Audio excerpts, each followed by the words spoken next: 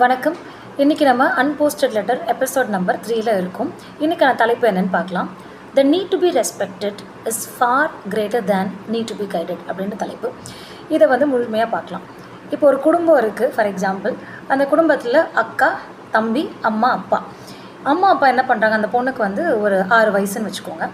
அந்த குழந்தைக்கு சின்ன குழந்தைக்கு வயசு இப்போ தான் 2 வயசு ஆகுது. அம்மா அப்பா என்ன பண்ணுறாங்க, நீ தான் குழந்தைய பார்த்துக்கணும் இனிமேட்லேருந்து, ஏன்னா நம்ம தம்பியை நீ நல்லா பார்த்துக்கணும் அப்படின்னு சொல்லிட்டு அந்த பொண்ணுக்கிட்ட சொல்கிறாங்க.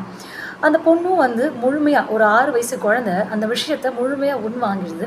அது உள்வாங்கிட்டு அந்த குழந்தைய ரொம்ப என்ன சொல்கிறது, கீழே விழாமல் கண்ணும் கருத்துமாக பத்திரமா அந்த குழந்தைய பார்க்கணும்னு நினைக்குது. அப்படி தான் பார்த்துக்குது.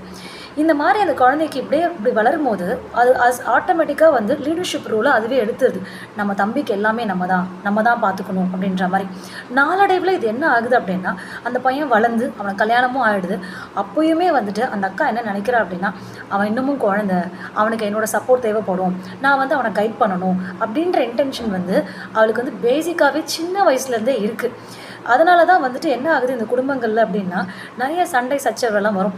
இதுக்கெல்லாம் காரணம் என்ன அப்படின்னா, அவங்களுக்கு சப்போர்ட்டே தேவைப்பட்டிருக்காது. ஆனால் நம்ம என்ன பண்ணுவோம், நம்ம வாலண்டியராக அவங்க குடும்பத்தில் இன்வால்வ் ஆகி உன் குழந்தைக்கு இப்படி சாப்பாடு விட்டு, உன் குழந்தைக்கு இந்த மாதிரி துணிமணி வாங்கி கொடு, இல்லை இந்த மாதிரி செய் அப்படின்னு சொல்லிட்டு நிறைய கைட் பண்ணுவோம்.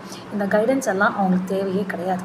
இது நம்ம சின்ன வயசுலேருந்து அந்த குழந்தைக்கு நம்ம திணிக்கப்பட்ட ஒரு விஷயம். நாளடைவில் வளர்ந்த பிறகும் அதுலேருந்து வெளியே வர முடியாமல் அந்த கைடன்ஸுன்ற பேரில் அவங்க செஞ்சுக்கிட்டு இருக்காங்க. இதனால தான் நிறைய சண்டைகள் வருது. இது 2 சைட்லேருந்துமே பார்த்து எம்பத்தைஸ் பண்ண கற்றுக்கணும். அக்காவாக இருக்கிறவங்களும் இல்லை, என் தம்பி வளர்ந்துட்டான், இதுக்கப்புறம் நம்ம தேவையானப்போ மட்டும் சப்போர்ட் பண்ணலாம் அப்படின்ற புரிதல் இருக்கணும். அந்த சைட்லேருந்து புதுசாக உள்ள குடும்பத்துக்குள்ளே வரவங்களும் ஓ இதனால தான் இந்த ரீசன், நான் சின்ன வயசுலேருந்து கூட இருந்தவங்க, கைட் பண்ணியே வளர்ந்தவங்க, இந்த ரீசன்னால தான் நமக்கு இதெல்லாம் சொல்கிறாங்க அப்படின்ற இன்டென்ஷன் அவங்களுக்கும் இருக்கணும். இந்த புரிதல் இருந்தால் குடும்பங்களில் சண்டையே வராது. இப்போ நான் டாபிக் படிக்கிறேன், உங்களுக்கு புரியும். The need to be respected. ஒருத்தவங்களோட உணர்வுகளுக்கு நம்ம மரியாதை கொடுக்கணும். அவங்களுக்கு வாலண்டியராக போய் சப்போர்ட் பண்ணலாம், தப்பு இல்லை. அவங்களுக்கு தேவைப்படுது அப்படின்னா சப்போர்ட் பண்ணலாம். அவங்களுக்கு தேவைப்படாதப்ப அவங்க விஷயத்தில் நம்ம தலையிடணுன்ற அவசியமே கிடையாது. Is for greater than need to be guided.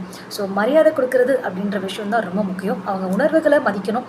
அந்த உணர்ச்சிகளை புரிஞ்சுக்கிட்டு தேவையான இடத்துல மட்டும் சப்போர்ட் பண்ணால் போதும். ஸோ இதோட இந்த டாபிக் முடியுது. மீண்டும் சந்திப்போம்.